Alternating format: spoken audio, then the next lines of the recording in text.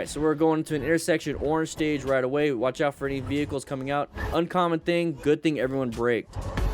Whew. That's super important. Now here's the thing. This is a good lesson on situational awareness. Not necessarily what we could have done differently or what they could have done differently, but here's the whole point of being a smart rider is that you have to have some form of situational awareness. You have to be zoned in. Because if you're zoned out all the time, you're never going to see the hazard in front of you. If you don't see the hazard in front of you, how are you going to do a red stage maneuver, which is going to be braking or swerving? How are you going to do that if you never see it?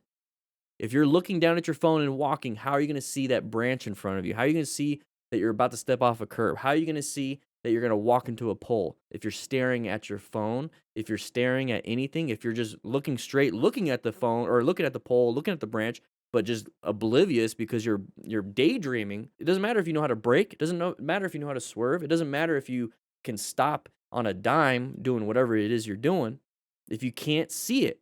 So when we see this right here, thankfully, everybody saw it. Thankfully, this car driver finally saw and perceived that there was a motorcyclist. Thankfully, this person saw and perceived that there was a car coming. Thankfully, everyone applied brake pressure and stopped. Now, here's the thing. If one person didn't do that, if we didn't stop in time, we would hit. If the car driver didn't stop in time, they would have hit us. So two people had to see. Two people had to see us. Or I'm sorry, two people had to be aware. And then two people had to have fundamental skills. I don't trust anything coming from this person. I can't control that person. I can't trust that person's going to see me. I can't trust that person's going to stop in time or swerve out of my way. I can't trust it. All I can trust is what I can do. Can I stop in time? Can I swerve? Am I perceiving everything? Am I being situationally aware? If I'm 100%, 100%, 100%, 100%, 100%, then I should be okay most of the time. You see how I said most of the time? If I'm perfect, still doesn't change the fact that somebody like this can come at me. It doesn't change the fact that there could be something in the road that that came out of nowhere, a deer. It doesn't change the fact, and that's part of acquiring and utilizing personal protective equipment. That's the next step, just in case something bad happens. And if a buddy's watching me or if somebody else is out there and they rescue me, that's the next step. And then we're all learning by teaching and mentoring. That is why the smart rider principles are situated in that way. Situation awareness, maintain fundamental skills, acquire and utilize, rescue another rider, teach and mentor. It's down that list that you need to start focusing on because we can't trust people to do this for us. Cannot trust it. So who's responsible for our safety? Us.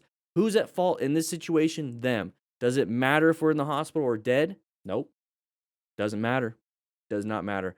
So let's make sure we pay attention. All right, so we're moving around. Bike was very lucky. For reason unknown, the driver enters his lane, passing. So it looks like an interstate. We're merging. Biggest issues. Whoa! Whoa! Poopoo my Pantalones on that one. Oh, what are you gonna do after that? So we're going 50. So I'm assuming. Bike was very lucky. So look at the flow of traffic. So we're going 50.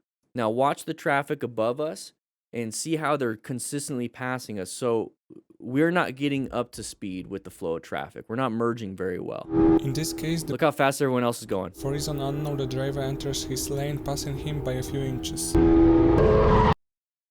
So we got very lucky. I'm going to assume that this is a newer rider or it's just somebody not paying attention, which they kind of look the same. We're not going with the flow of traffic, which is going to cause other people in traffic to not really see us because of motion-induced blindness. If we're going too fast or too slow, they can't judge where we are in space and time. They have a terrible time doing that with other cars. Imagine a motorcycle. So we need to be getting up to speed with the flow of traffic while we're merging, and then we need to slow down when we're getting on the off-ramp. You have to get with the flow of traffic.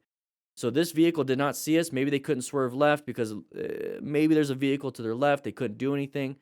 We just have to pay attention to what we're doing. So flow of traffic is the big issue here. We did head checks. It doesn't matter. We should have seen that vehicle in that lane the whole time. Very, very lucky. This is a close call because of a bunch of different factors. The car was going too fast, maybe, or the car was going at speed. The car was in the right lane. We're merging into their lane, and we just hope that people are going to slow down and stop. We're only going 50. It looks like everyone else is going 70 plus. It's very dangerous if you do that. Passing him. Going 50. Wait, real quick, we're going 50. Look at everyone else. Look at everyone else. There's Mark. Him by a few inches. And we just like we're barely, now we're gonna pick up speed. Why weren't we picking up speed prior to that? Why we were going 50 the whole time? Now we're going up to, why didn't we? I don't know. That's going to be the problem. Part of being a smart rider is acquiring and utilizing personal protective equipment. So make sure you grab yourself a jacket just like this one from REVZILLA using the link in the description. It's an affiliate link. It helps me out. No extra cost to you. Plus, it lets REVZILLA know that the DDiffin crew is pretty badass and they actually grab some gear. Anyways, click that link. I'll see you soon. All right, so we're going through here and we're going all over the place. Ooh, blind corner. Blind corner, side of the vehicle, got lucky. What are we doing here? Is this a one-way road? I hope it's a one-way road. Hopefully I'm wrong. I don't think it is. I don't think it is because of that. Let me know in the comments if that arrow means it's a one-way road, because I don't think arrows are designed to be pointed towards us if it's a one-way. I think that's meant for everyone else, you know, going this way. So let's just watch it real quick. So why is it slow? Not one way. He's on the wrong side. Yeah, this is interesting. So he's on the left side. Okay. So why were we on the wrong side? It's a two-way road. That arrow means overtaking cars to move back over. Okay. Left side is the correct side over there. All right. So why are we on the right? I don't know. Maybe we're passing somebody. We're going around here. And now we have the side of the vehicle right here. It's another Prius once again. So side of the vehicle, a little bit scary. We're going pretty fast around the corner. This is the appropriate side. I was mistaken at the beginning. And so we have that side of the vehicle. So here's the thing. When we plan our ride, what position are we supposed to be in? It doesn't matter what the number is. It doesn't matter what position we're supposed to be in. It's supposed to be whatever gives us the best vision, best escape routes, best space cushions. And right now, the best vision is going to be this lane so we can see around everything. And then also it's going to give us the best space cushions from any intersection coming out. It's not going to give us escape routes to the left, but that's just going to be the biggest problem. If we stayed here, we have good escape routes to the left. That's not going to solve anything because we still don't have a full lane to use. We swerve right, maybe, but it's going to give us the least amount of space cushions this way. So what is it we can do here? Maybe slow it down because we're going through an area where we don't have good space cushions, good escape routes, terrible vision. Slow it down to increase the total stopping distance and all the time we have to actually do something. Okay, we have to perceive, react. So if we slow it down, we can actually react with more time. So we're going through here.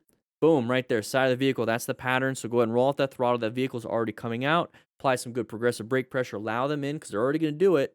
And then just get behind them. That's simple as that. I was just trying to orient myself to the situation. And that's what you guys should be doing. Is the whole point of this after action review is I'm trying to orient myself to it. So if I'm not orienting myself to where I'm at, I can't modulate what it is I'm trying to do. I can't modulate my speed. If I'm not paying attention to, well, there's no escape routes to the left, no escape routes to the right. If I can't pay attention to these things and place myself in this area, is it nighttime? Is there hedges on the side? Is there shoulders? Are there blind corners? If I'm just thinking what's the road in front of me and not what's all around me, then I'm not getting the big picture here. The big picture here is that everything is telling me I need to be slowing down, John. Everything is telling me that. So I need to slow down. I need to look for patterns because they will pop out of nowhere as soon as I get to an intersection. You don't know that. So what I should do, just in case, is to slow it down. And right here, that's what you should be doing. Now, when we get up to here, it looks like we have a crest of the hill a little bit later. We can see pretty far. Maybe pick up your speed again, go back into yellow stage.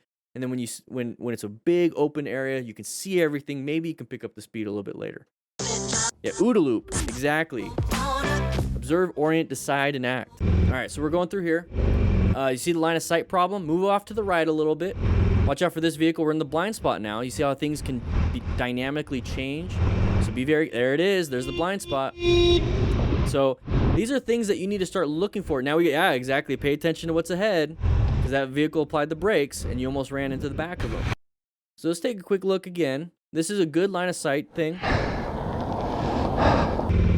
So this is a line of sight thing. So space cushion, planning our ride. So when it comes to planning our ride, position ourselves for safety. So in this situation, if we're going to go straight, I'm going to be off over here next to this line. Let's say I'm over this line. I'm not going to be this close. That's way too close of a space cushion.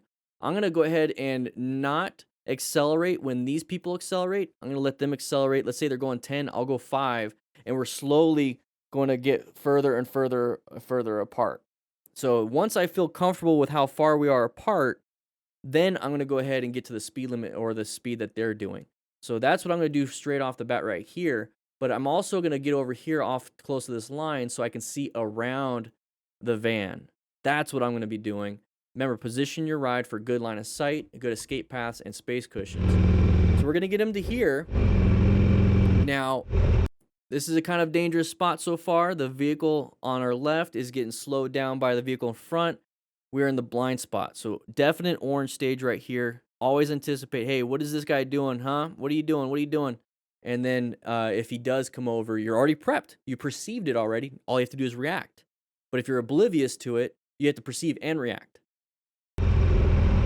So position yourself a little bit better, off to the right a little bit, because remember, we're looking for space cushions. We have great space cushions to the right, not so much over here. So move over just a little bit. So he's doing a head check to his right, but we're not really paying attention. We're in the exact blind spot of this truck. That's the blind spot right there. We're in the blind spot. Now, we have a big open gap. If this truck driver looked to the right, not looked in the mirrors, but looked to the right, hey, it's open. Cool. Going to go that way. That's typically what happens. So this is that pattern of one lane is stacked up. Our lane has a big gap in front of us. People are going to go into that gap. But the thing is, we're in that gap, and people can't see us, or they don't see us, inattentional blindness or motion-induced blindness. Therefore, they're just going to go for it, and we're going to be the victim. So there it is. So the horn worked a little bit. So this is what I tell you guys. Don't do this part. Don't do this part. Don't do this part. Don't do any of the flipping off. Don't stare at the people behind us.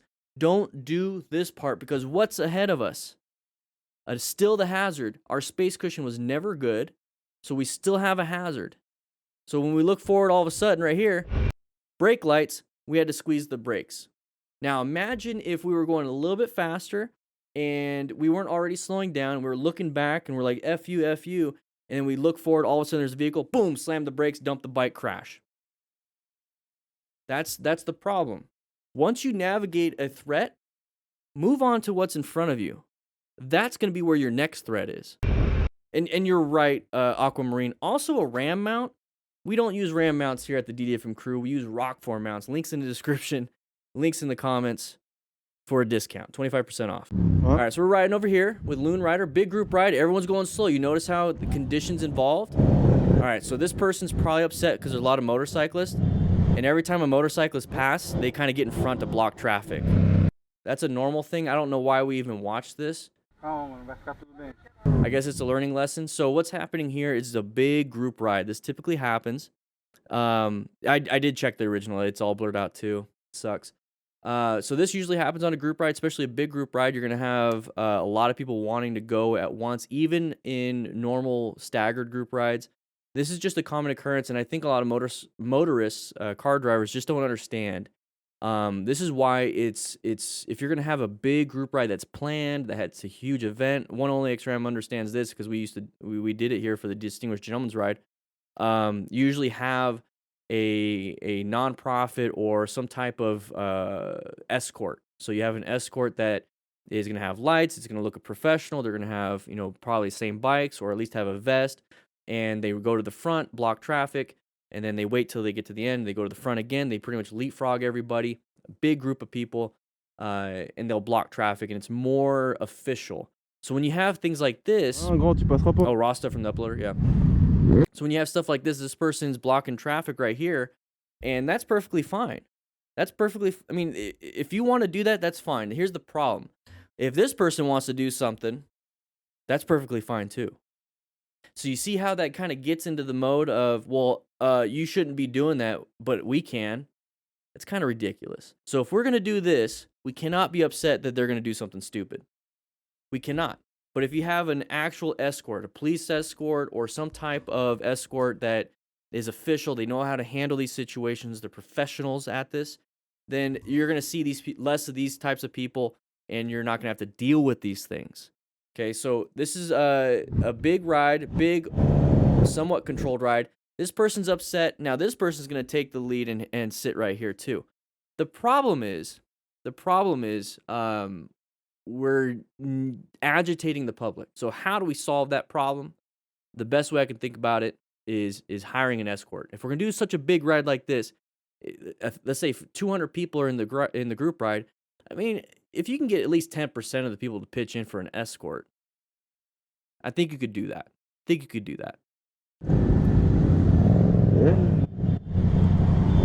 I mean, look how many people are here. Just get an escort, especially if you're gonna have it controlled and you have a pre-ride meeting. It's safer. Overall, it's just better for everyone. Guys, if you like this kind of stuff, we do this every Tuesday and Thursday on this channel at 3 p.m. Mountain Standard Time live.